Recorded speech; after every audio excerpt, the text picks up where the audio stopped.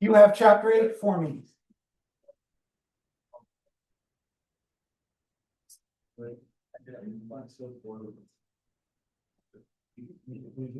Oh,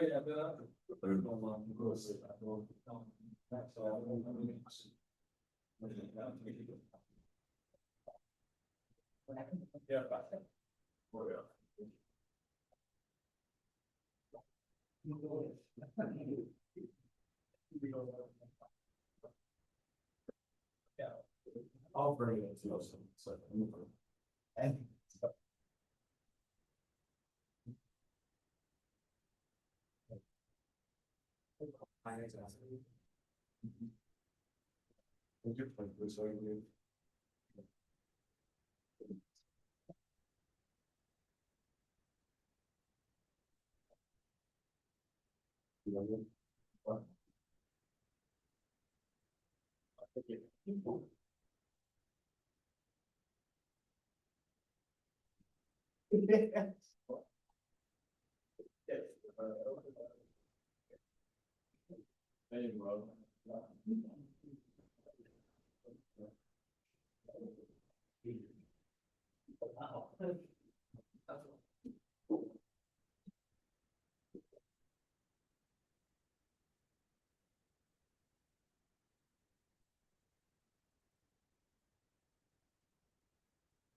so once we have our null and alternate hypotheses, we calculate some test statistic,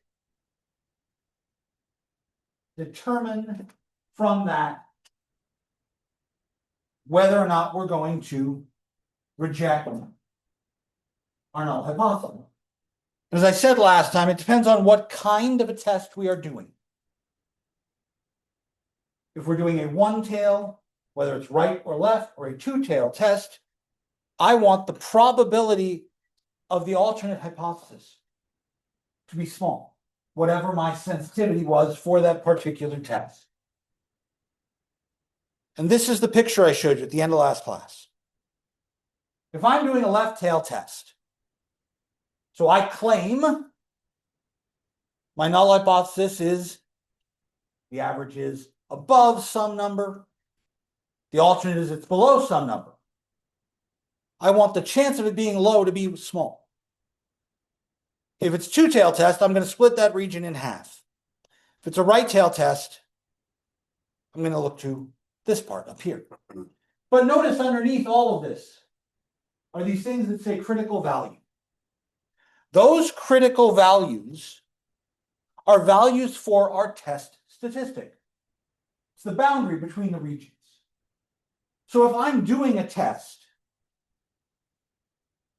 and I say, oh, this is based on a mean, and I know some things about it, I can use a normal distribution. Maybe I don't know those same things. Maybe I need to use a t-distribution. But I'm going to use the distributions we have to find these critical values.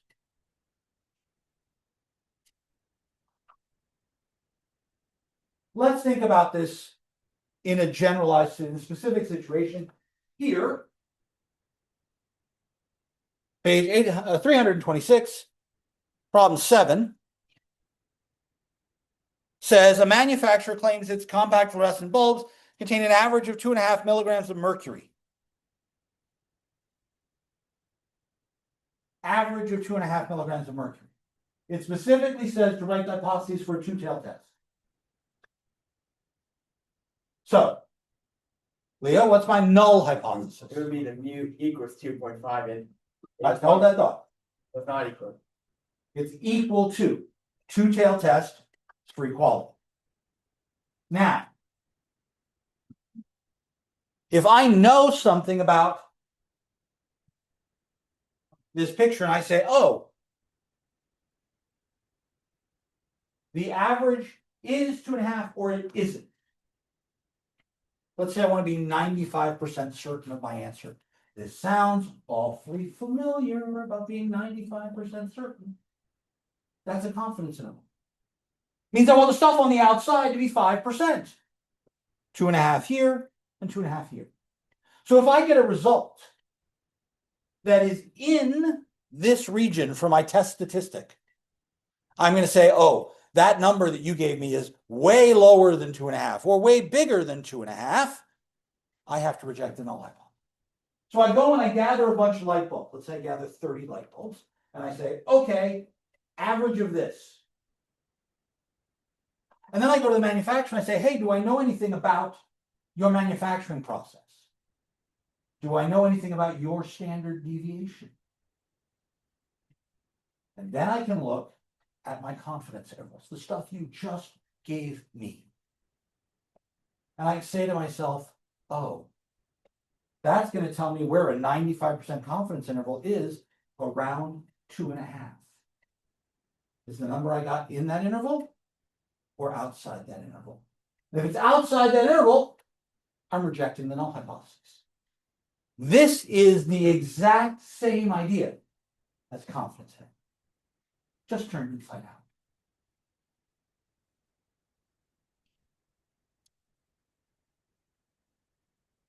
So let's think about that calculation we need to do.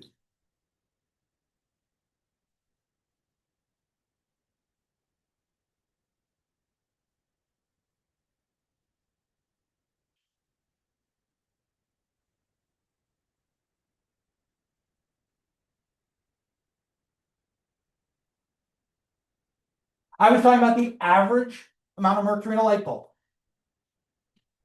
So let's suppose I want to test an average, the mean, and I want to test where I know the variance of the population.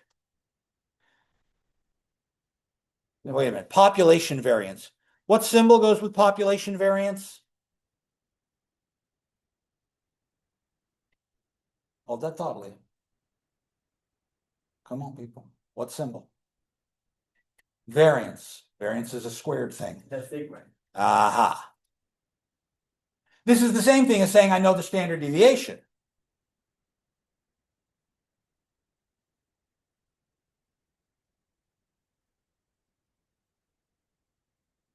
But I know it for the population. Wait, is it the standard deviation squared? Yes. Oh, The population is the standard, sorry, the variance is the standard deviation squared. So if I know this variance, I know the standard deviation. If I know the standard deviation, I know the variance. I just need to know one of those. But if I know one, I know them both. If I know the standard deviation for the population, then when it comes to doing confidence intervals, I get to use the normal distribution.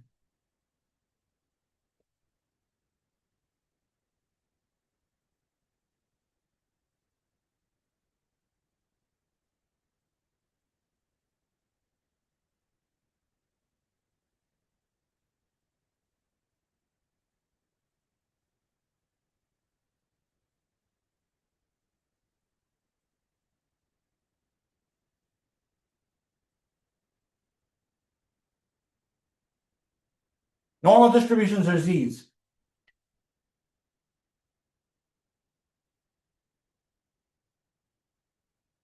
Now, there is another way around this if I don't know the population variance or the population standard deviation, but that's for later.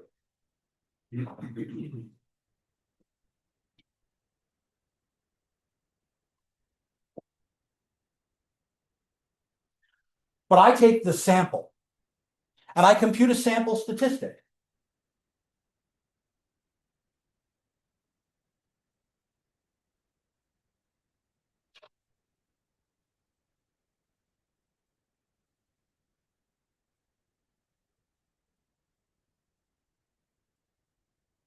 My mean for my sample, that's X bar. And I have some number that I'm comparing this to. In the example, it's 2.5.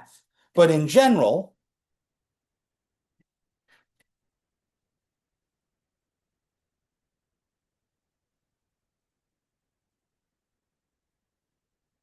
I have some benchmark.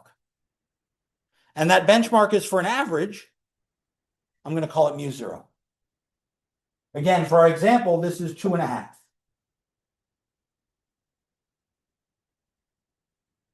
The overarching question is how much of the variance that I see between this number and this number can be attributed to the variance in the population.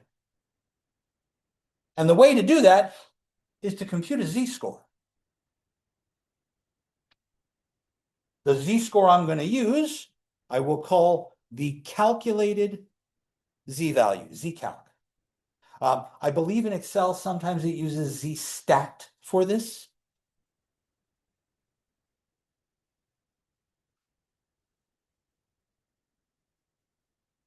And then I take the difference between my value and the benchmark. And I divide by the standard error of the mean. Now, the standard error of the mean comes from the standard deviation divided by the square root of n. That's our sample size. And this tells me where my value that we came up with, where the average we came up with appears in this picture. That's a z-score based around 2.5, whose standard deviation is based on my sample size. And now I have to make a comparison. Where's the number? Is it in the rejection region or is it in the safe region? And that's only going to tell me whether or not I should reject my null hypothesis.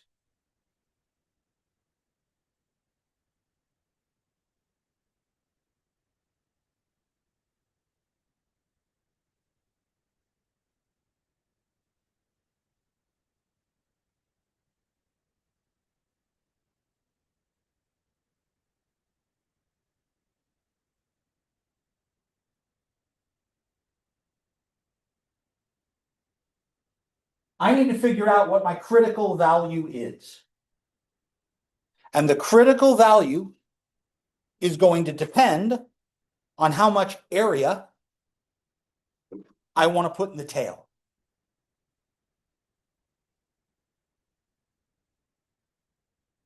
Depends on whether I'm doing a one tail or a two tail.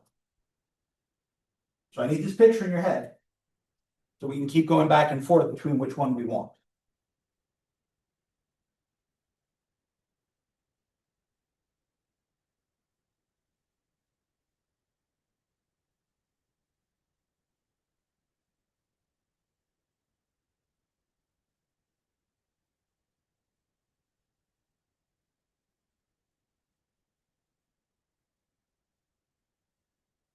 Now let's suppose for a moment that I say I'm doing a left tail test.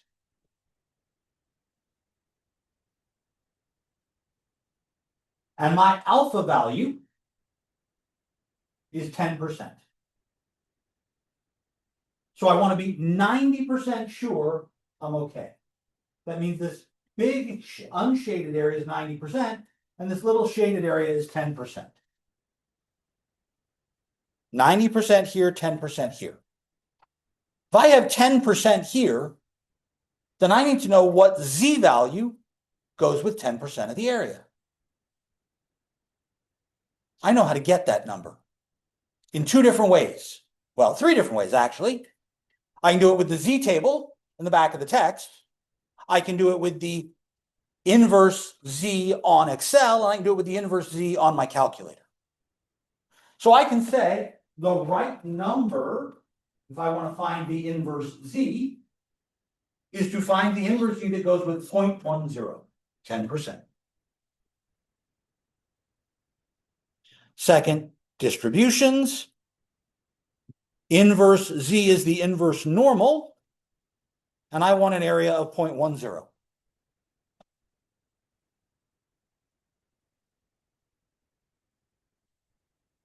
I'm going to go ahead and round that 1.282. And it's a negative number because we're looking at a very small area on the left of a CDF. This Z value is this critical value.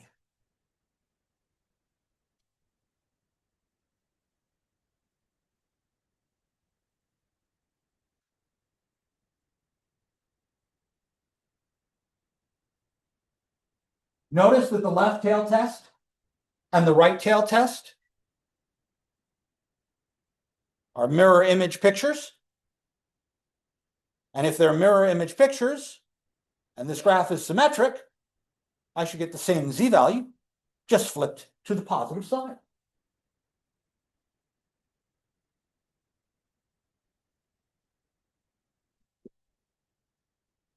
I like that. That's convenient.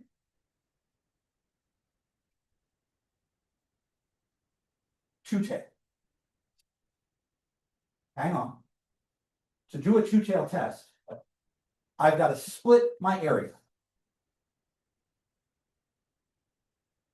So instead of looking for 10%, I'm looking for 5%. And if I do the 5% number, that'll give me this side. If I want to get this side, that'll be 95%, because there'll be 5% in this upper corner.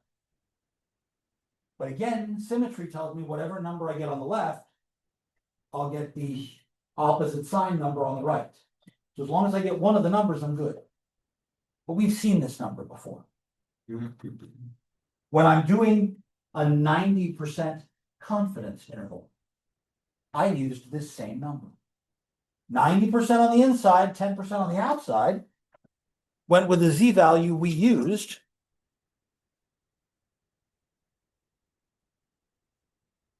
.645.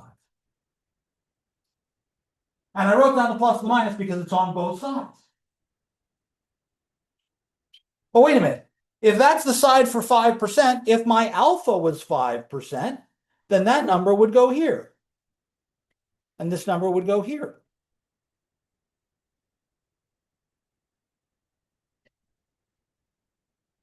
Because if it's 10% split into 5 and 5, then it's 5% just on one side. And now I ask you the next question, a 95% confidence interval. We used that number. Dean, saw you mumbling. Did you know that number? We wrote it down a couple of different times. Yeah, Plus or minus 1.960. 1.960.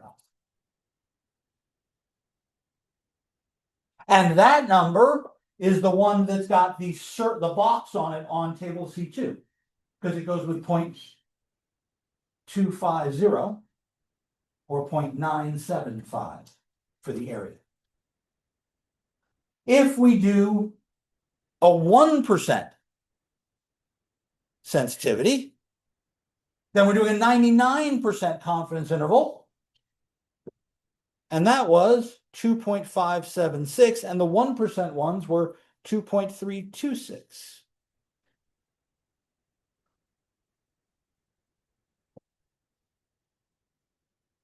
There are lots of other values we can use depending on our choice of alpha.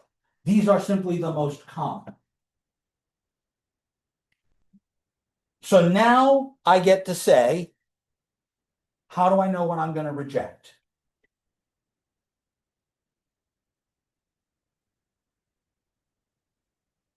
Let's go back and look at the picture. If I'm doing a left tail, I reject if the Z I came up with is in here. This Z value that I compute needs to be in there, which means this Z value needs to be smaller than these, because we'll be on the left. If I'm doing a right tail, I need to be here. This Z value needs to be bigger than those. If I'm doing a two-tail, it needs to be either smaller or bigger than that critical value we came up with. But it is easiest if I do this in absolute value.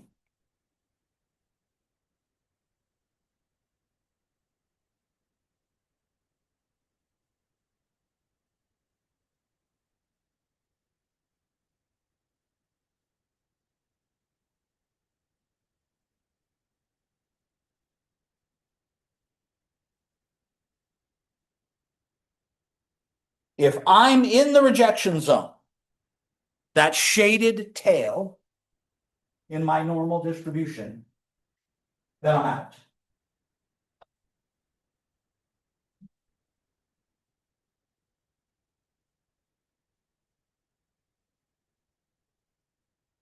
Let's see it in action.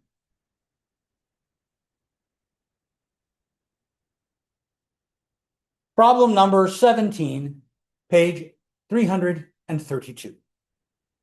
Green Beam Limited claims that their compact fluorescent bulbs average no more than 3.5 milligrams of mercury. We take a sample of 25 bulbs, and that sample has 3.59 milligrams of mercury. Okay.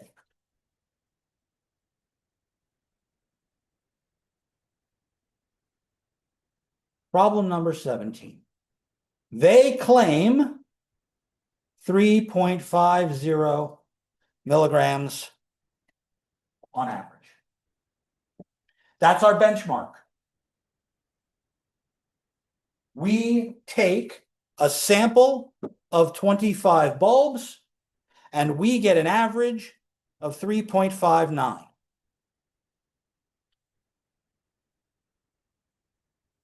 Now, before I do any other math, because they've given me all of this, I haven't done any on my own. Any hypotheses. And it says explicitly, write the hypotheses for a right-tailed test. Because Green Beam claims its bulbs average no more than. That's less than or equal to. So a null hypothesis should read that the average is less than or equal to 3.5. And the alternate hypothesis is that the average is bigger than 3.5. I'm even going to go 3.50 because that was the precision they gave it to me in the book. You see how the right tail is the alternate hypothesis? Hey, this is what it's going to be unusual.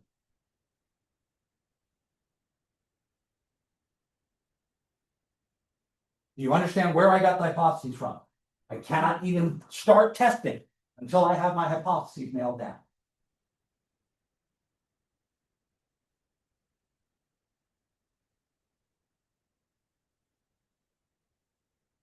Assuming a known standard deviation, of 0.18 milligrams,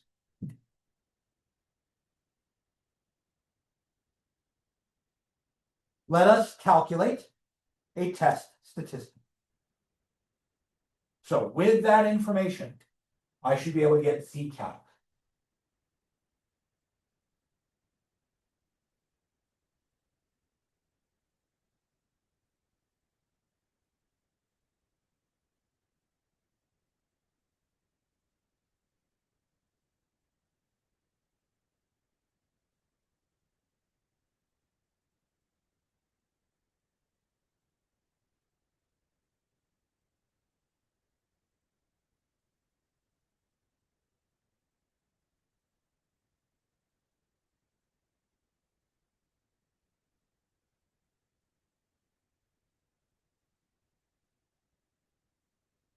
Somebody tell me the formula that goes with this. Hold on, Leo. No, you. What's our formula to compute our calculated C value?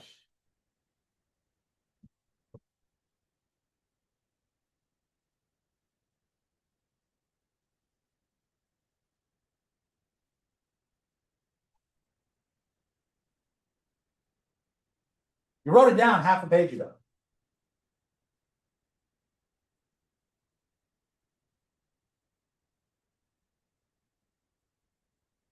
Well, they don't- Right, but so what numbers go where? Walk me through what I'm going to use.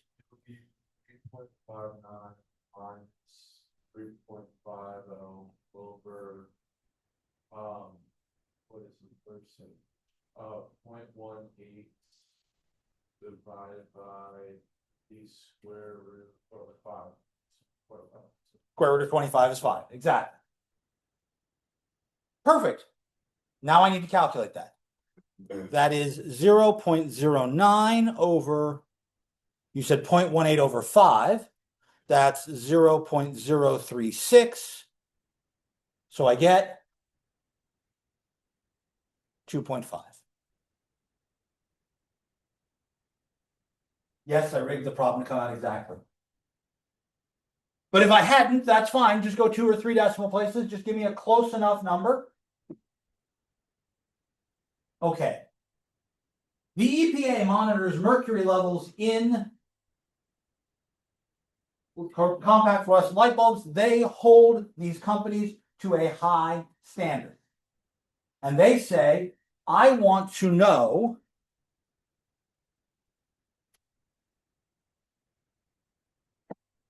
at 99% certainty that your bulbs are doing what we want.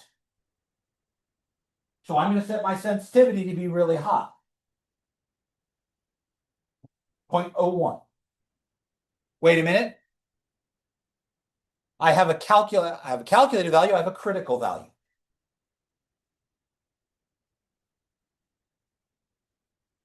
What's the critical value for a right tail test? At point. Exactly. 2.326. Does this selection of 25 bulbs support Green Bean Limited's claim that their mercury content is on average below 3.5 milligrams of mercury per bulb?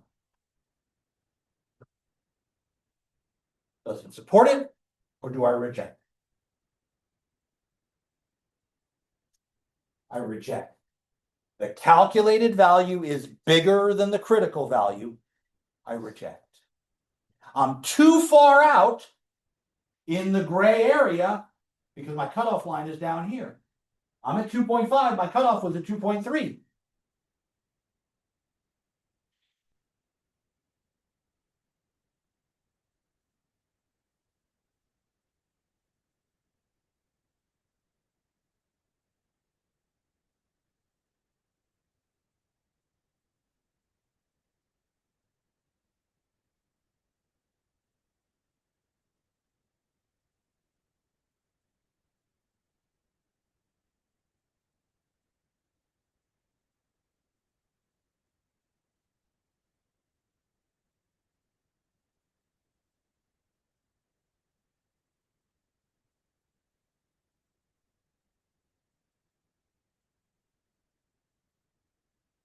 It is very, very unlikely that this happened by random chance.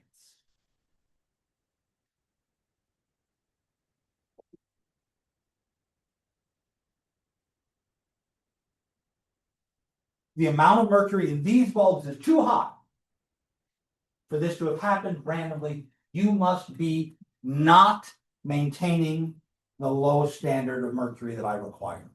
Your mercury is too big.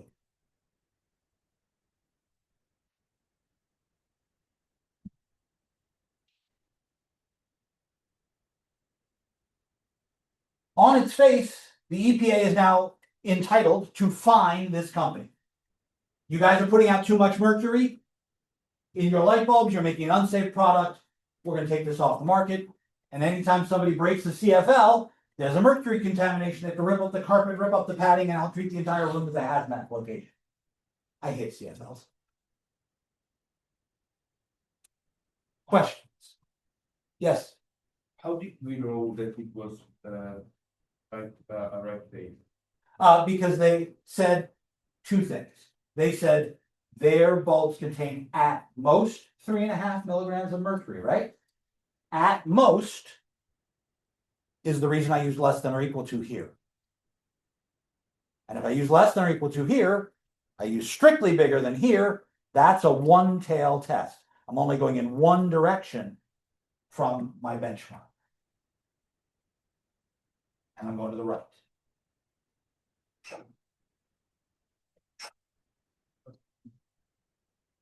That makes sense, Alessandro? You're still looking at it like you don't like that.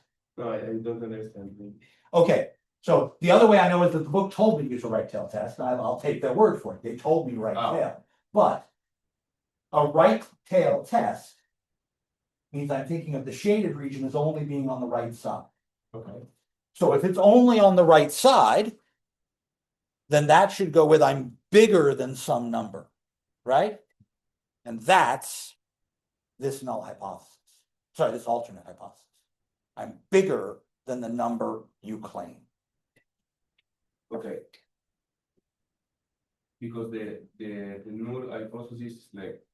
Yeah. Everything is cool. Okay. The null hypothesis is that I believe you. This is what you say, I'm going to believe you. The alternate hypothesis is some may right here. Okay. Question here? So can I also say, because the p-value. Well, I haven't gotten anywhere near that yet. What p-value? What p-value?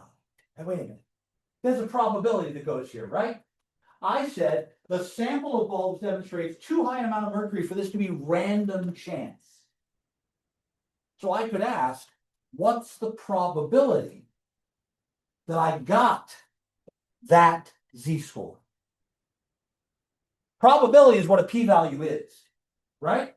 A p-value measures the probability of something. That's why we used that back in chapter 5 when we started talking about probability.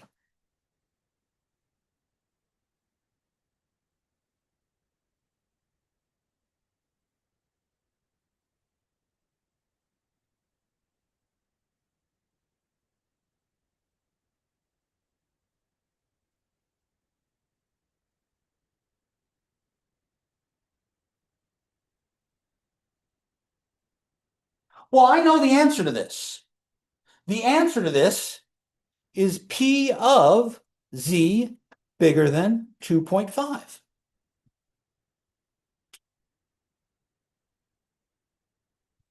That was chapter 7, where we looked stuff up on our normal distribution. So grab table C1 or C2. Let's figure out what that is. This is not the last question on the exam, the question before that, question 8, I think it was. I say to myself, I'm going to draw a picture because I'm better at visualizing the picture in front of me. And again, Alessandro, this is where knowing it's a right tail test comes into play, because I say I want to know the chance of being up here when that z-score is 2.5. So how much area is in that little bitty tail? 100% minus. 100% minus whatever the white side is, yes? So now I grab my z-table, table C1 or C2, whichever one you want to use, and I find 2.5.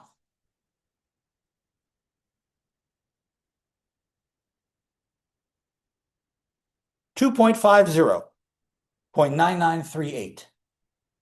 The 0.9938 is the white part.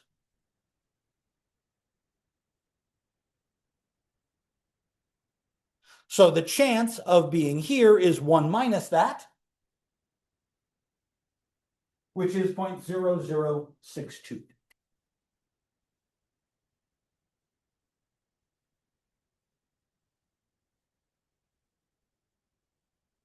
And now I notice 0.0062 is smaller than 0.01. I said I will accept no more than 1% likelihood that you got a really weird number. And you gave me something that was 0.0062.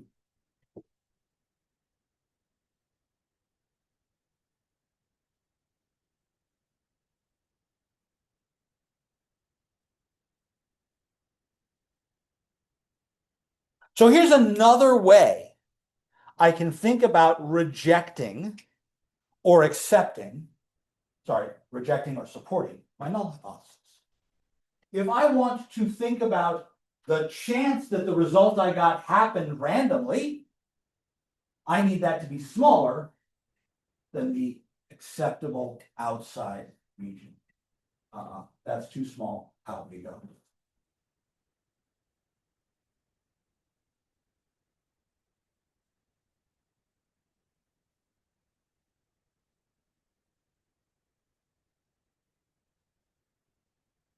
Now,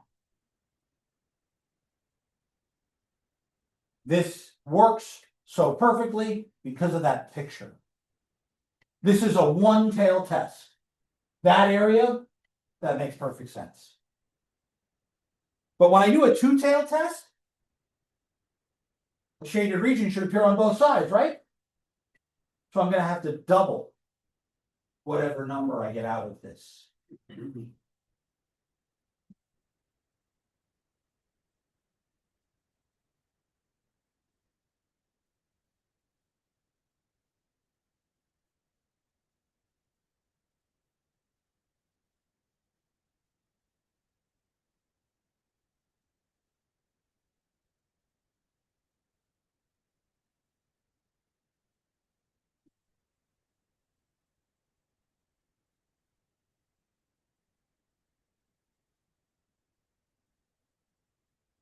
So on a right tail test, which is what we just did,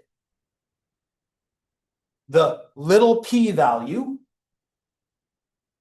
is the probability that z is bigger than whatever my calculated z value was. On the left tail test, I just turn that picture around, and I'm looking at pieces that are over here on the far end of the left, and I say, oh, it's the chance that we're below that value. For a two-tail test, there's a factor of 2 in this problem.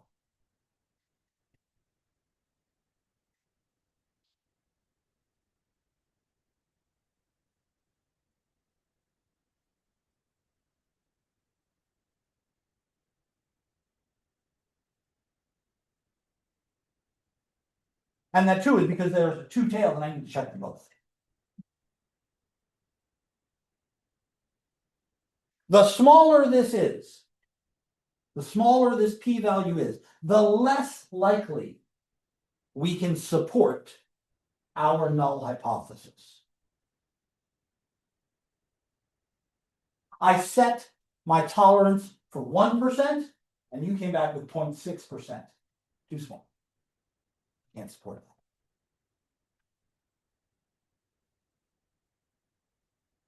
Now,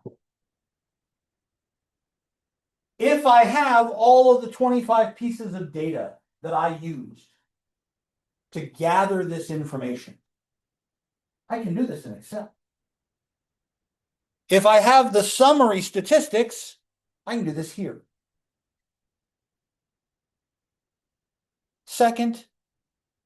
Stat. Column that says tests.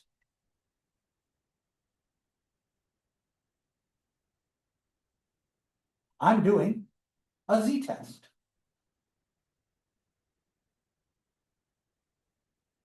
And I give it the information we were just given. I was told the benchmark was 3.50. I was told the standard deviation was 0.18. I was told that the average from our sample was 3.59 and that we had 25 pieces. But you see here, now I need to know, am I doing a left, a right, or a two-tailed test? So I need to know what's my null hypothesis. It says right there, H is 0. Yes. Our null hypothesis that was less than 3.5. Everything was cool. We said at most 3.5. I'm going to do this test. The first one's a two-tail. The middle one, the null hypothesis, for a right tail, the null is on the left, the alternate is on the right. And now I go calculate.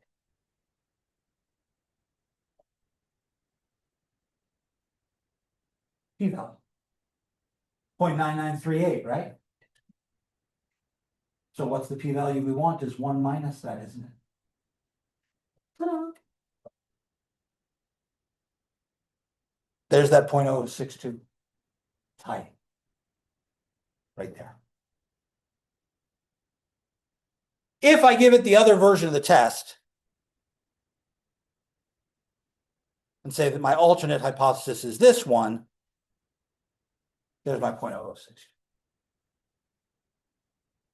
So I guess I was mistaken when I said that that was the null hypothesis. That's the alternate hypothesis on that line. If I want the p-value to be what I'm showing, that should be the comment for the alternate hypothesis. It gives me the z-score. There's the calculated z-score. We got 2.5. And there's our p-value.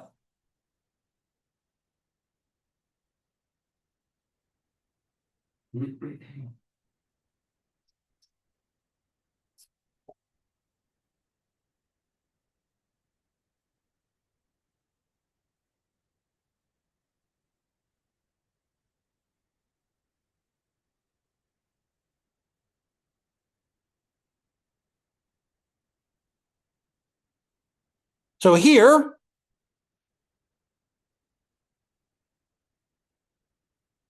is that this section or is that the next?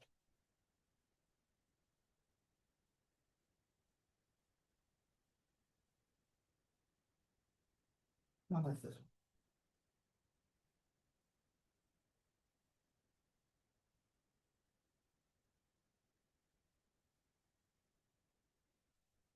one. Okay.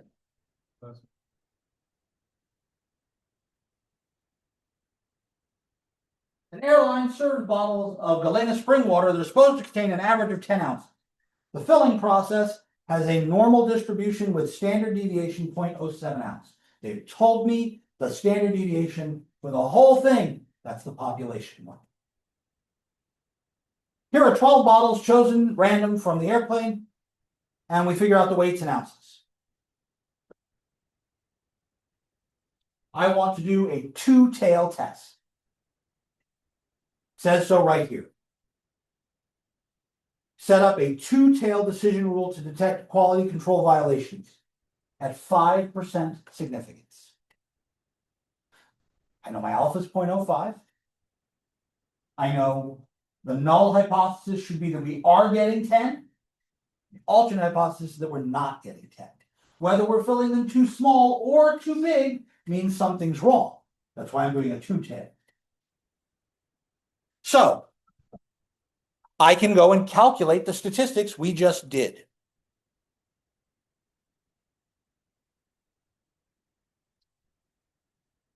Average of these numbers. Then the average, I knew the standard deviation.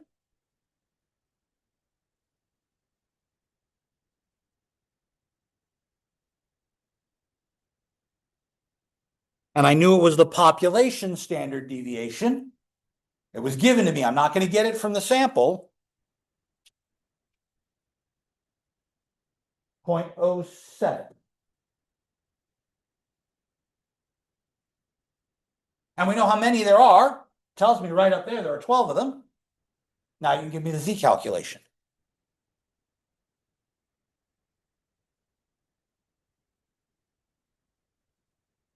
Equals the average we got minus the benchmark, which was 10, divided by the standard deviation over the square root of how many there are.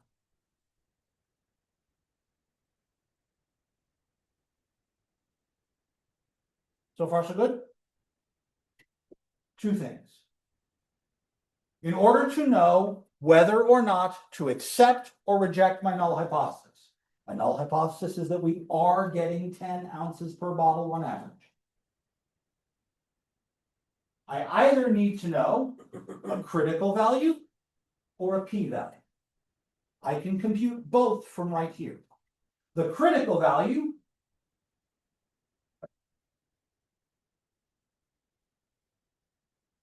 norm dot s dot inverse.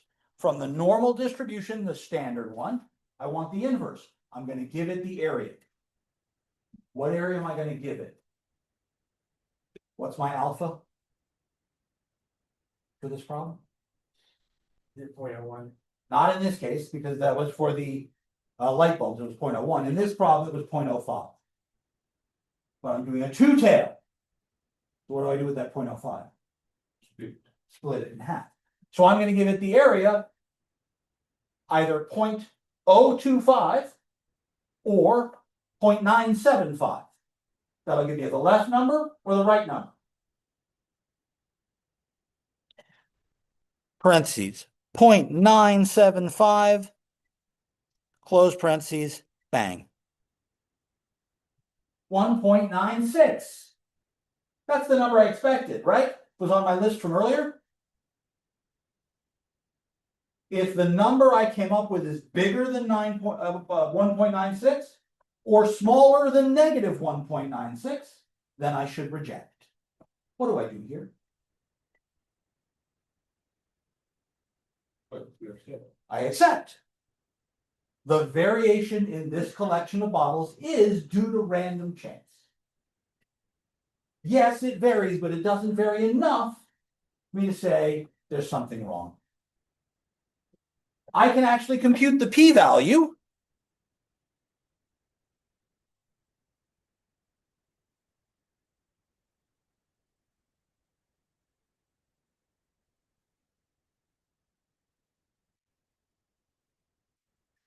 The p-value is going to be the normal lookup for our calculated z equals norm dot s distribution this time, parenthesis,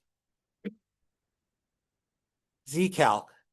And I'm using the CDF one. We have to multiply by 2. Exactly. Wait a minute. That's the area under, right? And I want the area above. So what do I do with that number? 1 minus. 1 minus. Let me go back and actually write that into the formula. Up here at the top, I'll put the 1 minus right at the beginning. Oh, I forgot. I need to multiply by 2. Let's put that at the beginning as well. 2 times parentheses this whole blessed thing. Is that number smaller than 5%? No. 0.05. That number is way bigger than 0.05, isn't it? 0.43. There's a 43% chance this happened randomly. And I said I only will accept 5% as being evidence enough that something is wrong. This alpha is not small. Don't reject. I did all this calculation over here as well.